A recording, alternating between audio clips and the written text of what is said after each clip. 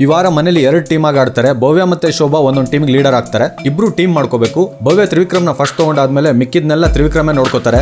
ತ್ರಿವಿಕ್ರಮ್ ಹೊಸಬ್ರು ಕ್ಯಾಪ್ಟನ್ ಆಗಬಾರ್ದು ಅಂತ ಡಿಸೈಡ್ ಮಾಡಿ ಎಲ್ಲ ಹಳಬ್ರನ್ನೇ ತಗೋತಾರೆ. ಅದರಲ್ಲೂ ಏನು ಡಿಮ್ಯಾಂಡ್ ಮಾಡ್ದಂಗೆ ಹೇಳಿದ ಮಾತು ಕೇಳೋರ್ನ ಮಾತ್ರ ತ್ರಿವಿಕ್ರಮ್ ತಗೊಂಡ್ರು. ಇನ್ನು ಶೋಭಾ ಟೀಮ್ ಅಲ್ಲಿ ಧನ್ರಾಜ್, ಗೌತಮಿ, ಹನುಮಂತು ಬಿಟ್ರೆ ರಜತ್ ಮತ್ತೆ ಮಂಜು ಇಬ್ರು ಹ್ಯಾಂಡಲ್ ಮಾಡೋದು ಕಷ್ಟ ಆಗಿತ್ತು.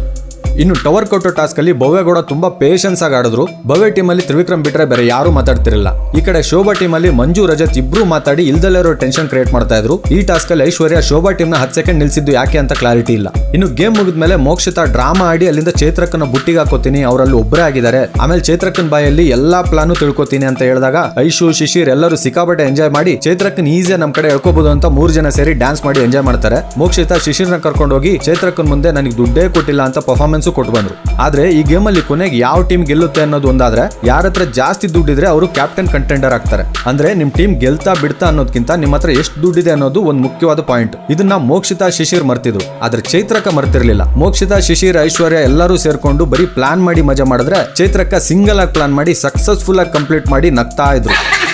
ಕೊನೆಗೆ ದುಡ್ಡು ಕಳ್ಕೊಂಡು ಐಶ್ವರ್ಯ ಅಳೋ ಮುಖ ಮಾಡ್ಕೊಂಡಿದ್ರು. ಇದನ್ನ ನೋಡಿದಾಗಂತೂ ನನಗೆ ಒಳ್ಳೆ ಪಿಕ್ಚರ್ ಸೀನ್ ನೋಡಿರೋ ತರ ಅನಿಸ್ತಾ ಇತ್ತು. ಆಮೇಲೆ ಚೈತ್ರಕ್ಕ ಐಶ್ವರ್ಯನ್ ದುಡ್ಡು ಕದ್ದಿದ್ದಾರೆ ಅಂತ ತುಂಬಾ ಜನ ಅಲ್ಲಿ ಹೇಳ್ತಾ ಇದ್ರು. ಆಕ್ಚುಲಿ ಚೈತ್ರಕ್ಕ ಮಾಡಿದ್ದು ಕಳ್ತನ ಅಲ್ವೇ ಅಲ್ಲ. ಈ ವಿಡಿಯೋ ನೋಡಿ.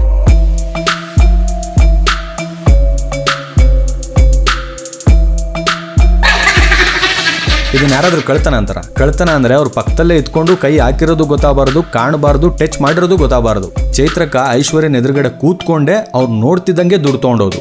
ಐಶ್ವರ್ಯ ಚೈತ್ರಕ್ಕ ಏನ್ ಮಾಡ್ತಾಳೆ ಬಿಡು ಅನ್ನೋ ಬೇಜವಾಬ್ದಾರಿತನದಿಂದ ಕೂತ್ಕೊಂಡಿದ್ರು. ಸೊ ಚೈತ್ರಕ್ಕ ನನ್ನನ್ನು ಅಂಡರ್ ಎಸ್ಟಿಮೇಟ್ ಮಾಡಿದ್ರೆ ಏನಾಗುತ್ತೆ ಅಂತ ತೋರಿಸಿದ್ರು.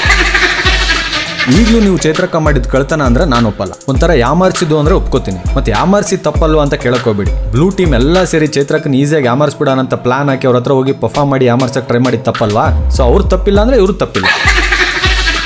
ಇನ್ನು ಬಾಲ್ ಟಾಸ್ಕ್ ಬಗ್ಗೆ ಸಿಂಪಲ್ ಆಗಿ ಹೇಳ್ತೀನಿ. ರಜತ್ ಮಾತಾಡೋ ಮಾತು ಎಲ್ಲರೂ ಹೊರಗಡೆ ಮಾತಾಡೋದೆ, ಆದ್ರೆ ಕೋಟ್ಯಂತರ ಜನ ನೋಡ್ತಾ ಇರುವಾಗ ಇಂಥ ಮಾತು ಮಾತಾಡಿದ್ರೆ ಗ್ಯಾರಂಟಿ ಸಿಟ್ಟು ಬರುತ್ತೆ. ರಜತ್ಗೆ ಸುದೀಪ್ ಅವರು ಸೀರಿಯಸ್ ಅಂತ ಹೇಳಿ ಹೇಳ್ಬೇಕು, ಸುರೇಶ್ ಅವರು ಹೊರಗಡೆ ಹೋಗ್ತೇನೆ ಅಂತ ಹೇಳೋದು ಕರೆಕ್ಟ್ ಆಗಿದೆ. ಬಿಗ್ ಬಾಸ್ ಸುಮ್ನೆ ಇರ್ದಂಗೆ ಮಧ್ಯದಲ್ಲಿ ಇಂಟರ್ಫಿಯರ್ ಮಾಡಿ ರಜತ್ಗೆ ವಾರ್ನಿಂಗ್ ಕೊಡಬೇಕಿತ್ತು. ಇಲ್ಲ ಅಂದ್ರೆ ಅಲ್ಲಿಂದಲ್ಲೇ ಸುರೇಶ್ಗೆ ತಪ್ಪಾಯ್ತು ಅಂತ ಕ್ಷಮೆ ಕೇಳಿಸ್ಬೇಕಿತ್ತು. ಅದ್ರಲ್ಲಿ ಎರಡನೇ ಮಾತಿಲ್ಲ. ನಾಳೆ ಎಪಿಸೋಡ್ ಸ್ಟಾರ್ಟ್ ಆದ ಕೂಡಲೇ ರಜತ್ ಕ್ಷಮೆ ಕೇಳಿಲ್ಲ ಅಂದ್ರೆ ಸುರೇಶ್ ಅವರು ಡಿಸೈಡ್ ಮಾಡಿರೋ ತರ ಹೊರಗಡೆ ಹೋಗೋದು ಒಳ್ಳೇದು ಅಂತ ನನ್ನ ಅಭಿಪ್ರಾಯ. ಬೆಳಗ್ಗೆ ಪ್ರೋಮೋ ನೋಡಿದಾಗ ರಜತ್ ಸುರೇಶ್ ಜಗಳ ಎಕ್ಸ್ಪೆಕ್ಟ್ ಮಾಡಿದ್ದೆ, ಆದ್ರೆ ಚೈತ್ರಕ್ಕನ್ ಖತರ್ನಾಕ್ ಗೇಮ್ ನನಗೆ ಒಳ್ಳೆ ಪಿಕ್ಚರ್ ಅಲ್ಲಿ ಬರೋ ಕೌಂಟರ್ ಆಕ್ಷನ್ ಕೊಡೋ ಮಜಾ ಕೊಡ್ತು. ಇದು ಇವತ್ತಿನ ಎಪಿಸೋಡ್ ಬಗ್ಗೆ ನನ್ಗನ್ಸಿದ್ದು. ನಿಮ್ಗೆ ಈ ಎಪಿಸೋಡ್ ಅಲ್ಲಿ ಇದು ಇಷ್ಟ ಆಯ್ತು, ಇದು ಇಷ್ಟ ಆಗಿಲ್ಲ ಅಂತ ಏನಾದ್ರಿದ್ರೆ ಕಮೆಂಟ್ ಅಲ್ಲಿ ಬರುತ್ತೆ ತಿಳಿಸಿ. ಈ ರಿವ್ಯೂ ಇಷ್ಟ ಆಗಿದೆ ಥ್ಯಾಂಕ್ಸ್ ಬಟನ್ ಪ್ರೆಸ್ ಮಾಡಿ ಸಪೋರ್ಟ್ ಮಾಡೋದು ಮರಿಬೇಡಿ. ಹಂಗೆ ವಿಡಿಯೋನ ಲೈಕ್ ಮಾಡಿ ನಮ್ಮ ಚಾನಲ್ನ ಸಬ್ಸ್ಕ್ರೈಬ್ ಮಾಡಿ.